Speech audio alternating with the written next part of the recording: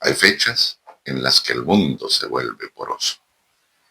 Días en que las puertas que normalmente permanecen cerradas se abren. No con llave, no con permiso. Se abren solas. En Semana Santa, las ciudades se vacían. Las calles se llenan de silencio. Pero ese silencio no es paz, es espera. Es el momento en que lo que estuvo enterrado durante siglos respira. Porque mientras las procesiones avanzan con velas e incienso, en los patios traseros, en los caminos de tierra, en los ríos donde nadie se atreve a mirar, ocurre otra cosa. Hay rituales que no tienen santos. Hay promesas que no se le cuentan a ningún cura. Hay almas que caminan porque saben que en estos días nadie las va a detener. Hoy, en Expediente Sombra, vamos a recorrer Latinoamérica por su costura invisible, por lo que la historia oficial no cuenta, por lo que las abuelas susurran cuando los niños se duermen. Esto es Expediente Sombra. Mi nombre es Manuel Fernández y esto es Semana Oculta. Hay historias que no encontrarás en los libros, verdades ocultas tras capas de silencio y olvido, casos que desafiaron la justicia, retaron a la ciencia o simplemente nunca debieron ser contados. Gracias por acompañarnos en este viaje por los rincones más oscuros de la vida real. Si aún no lo has hecho, suscríbete y activa las notificaciones para no perderte ningún episodio. Soy Manuel Fernández y esto es Expediente Sombra, historias reales desde el lado oscuro de la verdad.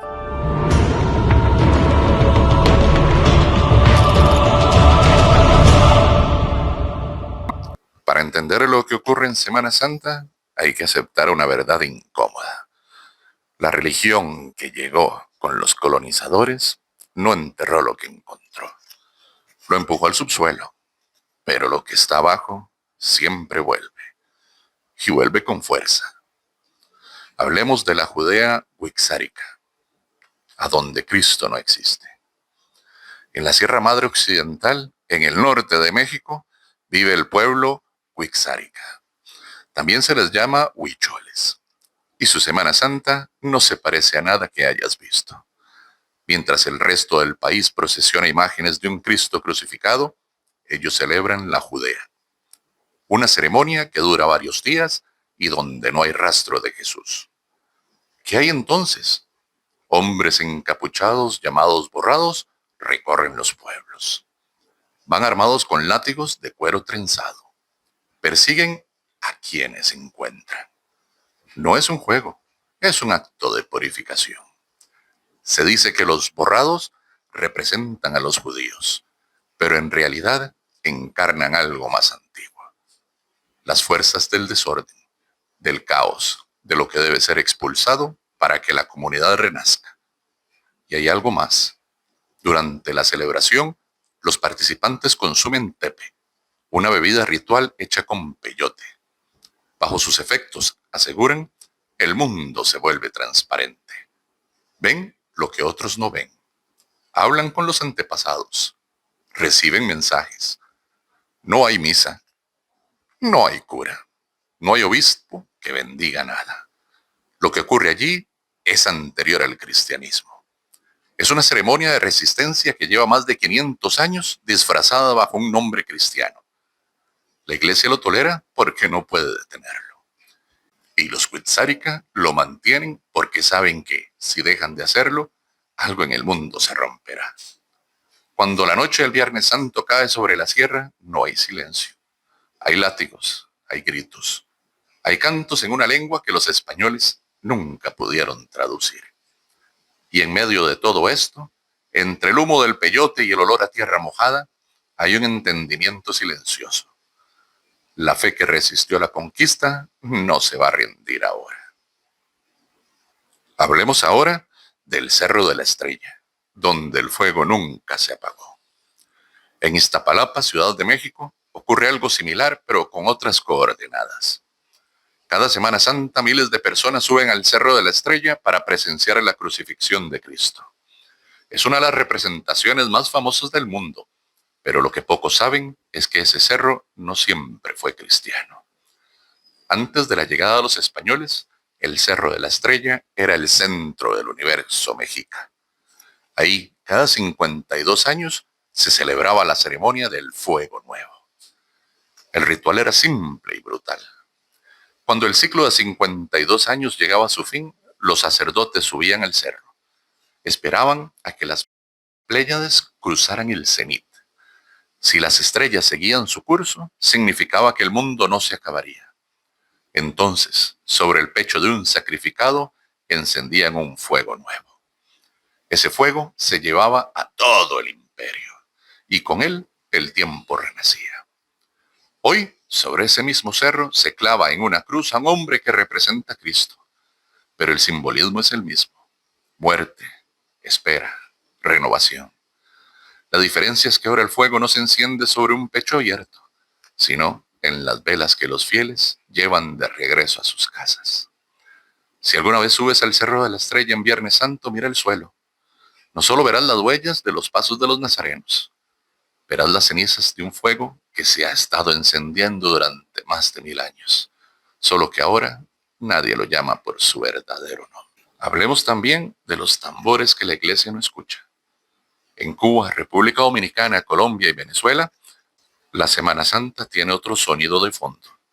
Mientras las procesiones avanzan con velas e incienso, hay otros rituales ocurriendo en paralelo. Ritual por ritual, sombra por sombra. Y suenan tambores. No son tambores cristianos, son tambores de origen yoruba, de palo mayombe, de vudú. En La Habana, por ejemplo, hay familias que el Viernes Santo no pisan una iglesia, van al río, van al mar. Allí, en la oscuridad, ofrecen flores, velas y palabras a Ochún, a Yemayá. No es una blasfemia, es una coexistencia que la historia impuso y la gente transformó en costumbre.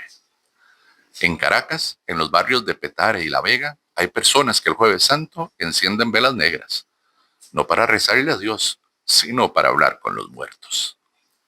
Dicen que en estas fechas los espíritus escuchan con más claridad, que las palabras llegan más lejos, que los muertos que se fueron sin despedirse por fin pueden responder.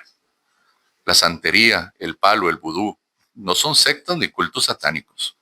Son sistemas de creencias que sobrevivieron a la trata de personas, a la esclavitud, a la persecución. Y en Semana Santa, cuando el mundo católico se recoge, ellos se expanden. Si caminas por un barrio de La Habana en Viernes Santo al anochecer, no te dejes engañar por el silencio. El silencio no es ausencia, es concentración. En una casa, una familia reza el rosario. En la de al lado, una santera consulta el caracol. Ambas esperan lo mismo: que algo del otro lado las escuche. Voy a preguntarte algo sincero. En tu ciudad, en tu barrio, en tu propia familia, ¿hay alguna tradición de Semana Santa que no tenga nada que ver con la iglesia? ¿Algún consejo que te dieron y nunca supiste de dónde salió? Porque lo que viene ahora es aún más oscuro y quiero que lo escuches con atención. Hablemos de la magia popular y las prohibiciones que nadie olvida. No todo lo oculto ocurre en cerros o en rituales organizados.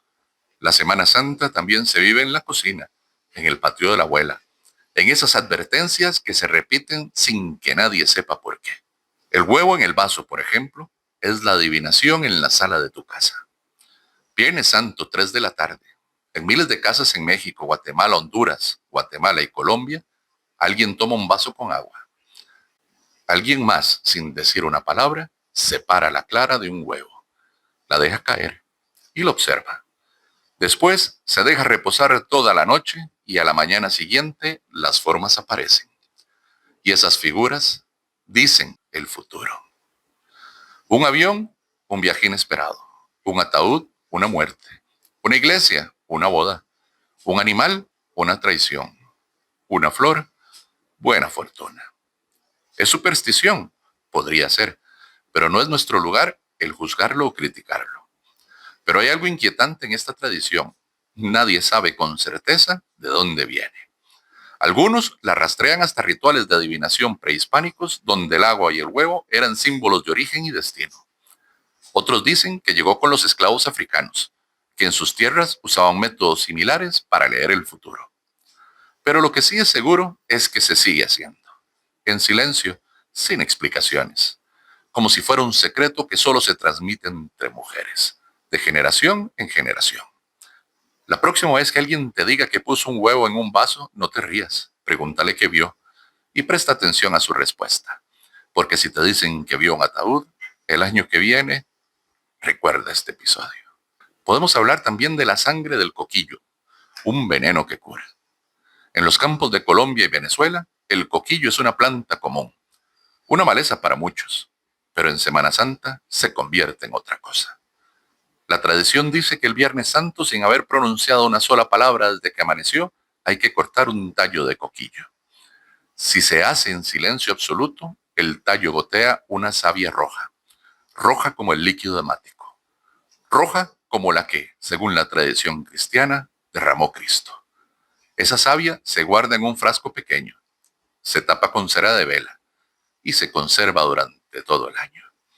¿Para qué sirve? Para curar el dolor de una muela, para aliviar el oído inflamado, para limpiar el mal de ojo, para espantar envidias.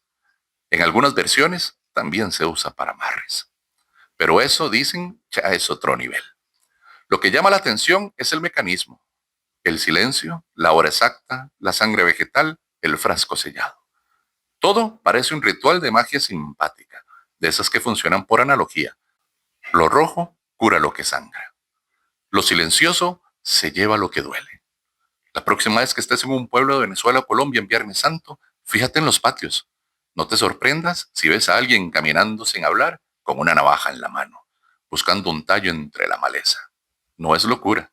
Es una tradición que ha sobrevivido a guerras, a migraciones, a todo. Y que sigue curando lo que los médicos no entienden. También podemos hablar del silencio que habla. En ciertos pueblos de Nicaragua, El Salvador, Honduras y Costa Rica, hay una regla que nadie impone, pero que todos respetan. El Viernes Santo no se habla hasta el mediodía. No es una sugerencia, es una prohibición con consecuencias. Quien habla antes de tiempo, dicen, tendrá un castigo. Puede ser una desgracia familiar, puede ser una enfermedad, puede ser que el diablo se les aparezca y se lo lleve. En algunas comunidades la prohibición es aún más estricta. No se puede hablar ni reír. El silencio debe ser absoluto. Porque en esas horas, dicen, la tierra está abierta. Las palabras que se dicen en ese momento caen al subsuelo y quedan allí, esperando para cumplirse. En Costa Rica, la variante tiene que ver con el agua. No te bañes en el río en Viernes Santo porque te convertís en pez. O peor, si te bañas, el diablo te arrastra. Hay registros de familias enteras que hasta bien entrado el siglo XX impedían a sus hijos acercarse a cualquier cuerpo de agua durante todo el Viernes Santo. No por peligro real, sino por algo más profundo, la certeza de que el agua en estos días deja de ser agua. El silencio del Viernes Santo no es vacío, es un silencio con memoria. Cuando la gente se calla hasta el mediodía, no lo hace porque alguien se lo ordenó, lo hace porque algo en el inconsciente colectivo le dice que si habla, algo malo va a pasar. Y en ese miedo, sin saberlo, están repitiendo un ritual que viene de mucho antes de que existiera el cristianismo. Dime la verdad, ¿en tu casa alguna vez te prohibieron bañarte en Viernes Santo? ¿Te dijeron que no salieras de noche?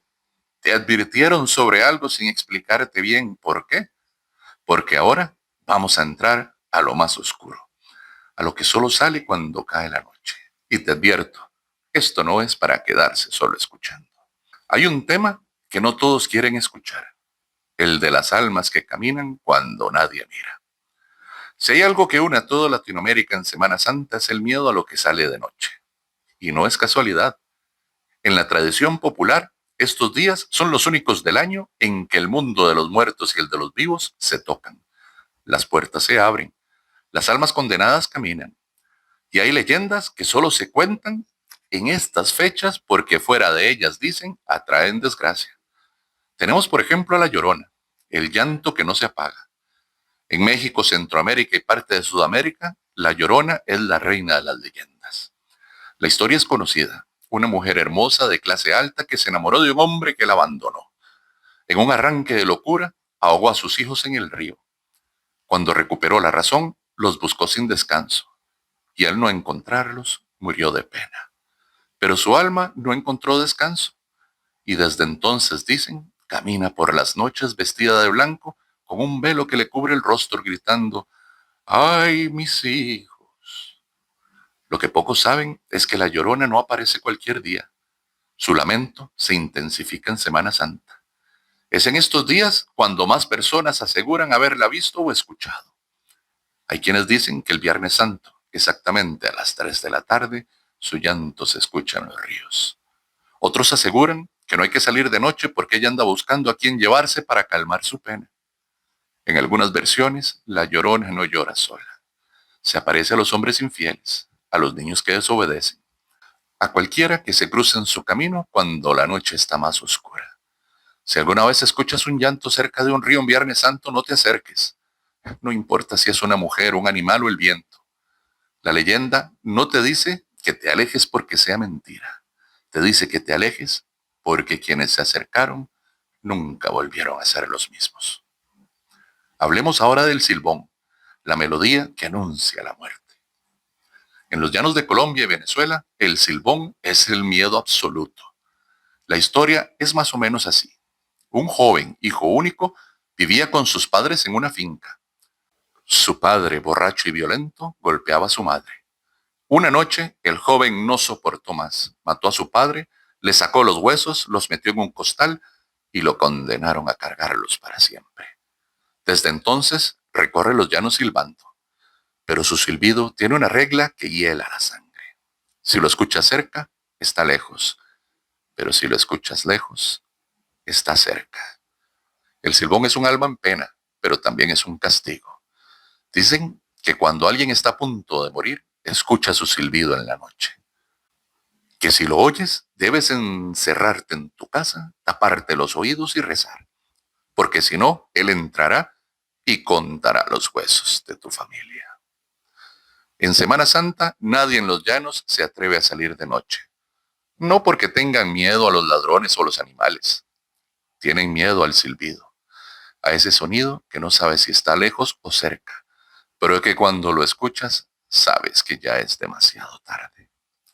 La próxima vez que estés en un pueblo de los llanos en Semana Santa, pregúntale a cualquier adulto mayor si ha escuchado el silbido. No te va a decir que no, te va a decir que sí. Y luego, en voz baja, te va a pedir que no hables más del tema, porque hablar de él, dicen, es llamarlo. Tenemos ahora el caso de la Pascualita, la novia que respira.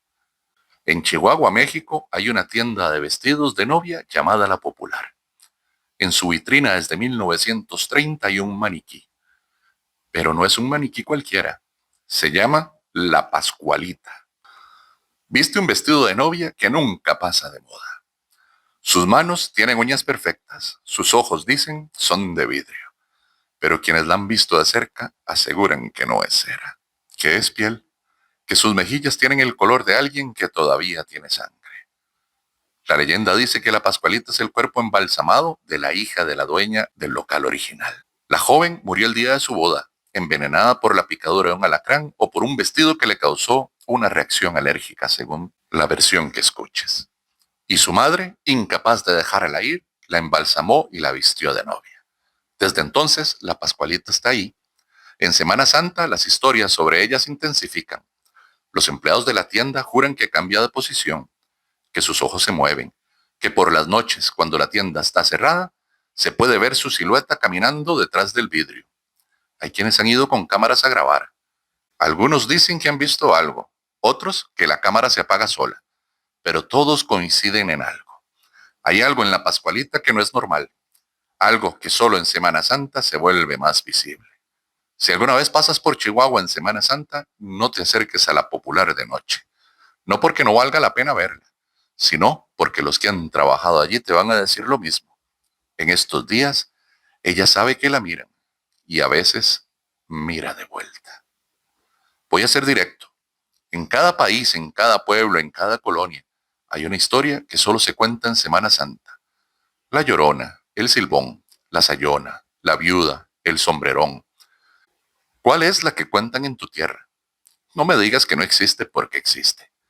Y si no la conoces, pregúntale a alguien mayor. Ellos saben y te van a contar algo que nunca olvidarás. Entonces, ¿qué es Semana Santa? Para unos es silencio y recogimiento. Para otros, playa y asado, como en Uruguay, donde ni siquiera se llama Semana Santa, sino Semana del Turismo. Pero para muchos más es otra cosa. Es la única época del año donde las tradiciones que la historia oficial quiso enterrar vuelven a la superficie, donde el agua bendita convive con la sangre del coquillo, donde las procesiones caminan por las mismas calles donde siglos atrás se ofrendaba a dioses que nunca se fueron del todo. Latinoamérica no es un continente católico, es un continente sincretizado. Y en Semana Santa, esta herida abierta entre lo impuesto y lo originario se vuelve visible. No todo lo que ocurre en estos días tiene un altar. Algunas cosas tienen una raíz. Y las raíces, por más que las entierren, siempre terminan brotando. Esta noche, cuando apagues el televisor, recuerda esto. En algún lugar de Latinoamérica, en este mismo momento, alguien está en silencio esperando que pase el mediodía. Alguien más está dejando caer la clara de un huevo en un vaso con agua. Y en un río, en un cerro, en una vitrina de vestidos de novia. Hay algo que no debería estar ahí, pero está. Y solo sale en estos días. Si este contenido te llegó, compártelo con alguien más. Déjanos tu comentario, suscríbete y activa la campanita para no perderte los próximos episodios. Tu apoyo hace posible que sigamos explorando estas historias. Esto fue Expediente Sombra. Mi nombre es Manuel Fernández. Nos escuchamos en el próximo episodio desde otra sombra. Muchas gracias.